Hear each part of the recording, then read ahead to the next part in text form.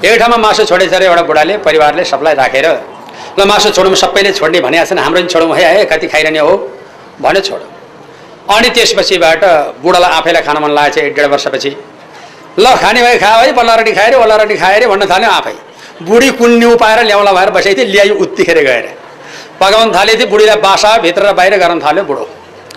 अनि त्यसपछि बुढीलाई सुटुको गयो भान्सा र बुढीमा मलाई मासु छोडे हो, मैले चौटा छोडे हो, झोल छोडे छैन, 2 डाडु हालिदिए है मलाई नि भन्यो बुढाले।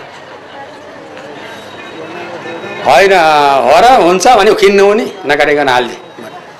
अनि त्यसपछिबाट जब आखिरमा 2 डाडु झोल हालिदिएको त एउटा सानो फिर्को परेछ। ए बुढा फिर्को पर्यो नि त, के गर्ने त, चौटो पर्यो नि त भन्दाखेरि झुकेर परे केही नि हुँदैन नगर भने खायो बुढाले।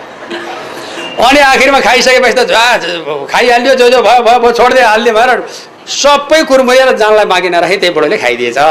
यस कारणले यहाँहरूलाई त्यस्तो हुन्छ भने नछोड्नुहोस्, त्यसको अर्थ नछोडे हुन्छ।